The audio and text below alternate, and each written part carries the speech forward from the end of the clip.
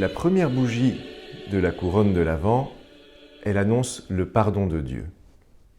Au tout début de la Genèse, on le sait bien, Adam et Ève croquent dans la pomme de l'arbre de la connaissance du bien et du mal, et ils sont expulsés du paradis.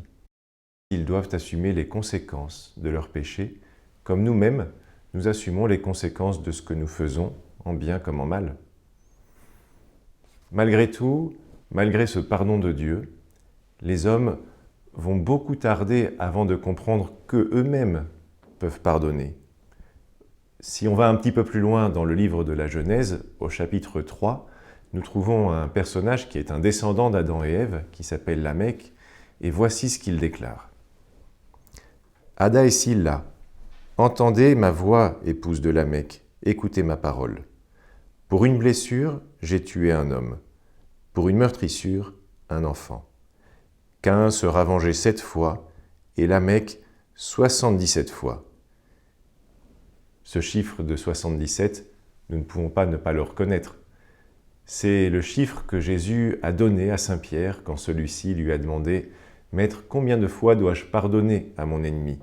Saint Pierre avait bien compris qu'il devait pardonner, mais il mettait quand même une limite au pardon. Jésus va lui dire qu'il n'y a pas de limite à ce pardon.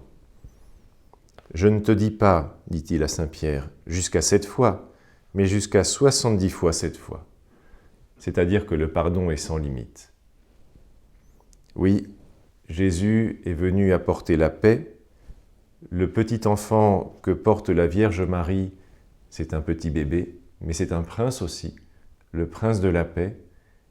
Et cette paix, elle nous vient parce qu'elle est déjà dans notre cœur, et elle est dans notre cœur quand nous sommes capables de pardonner.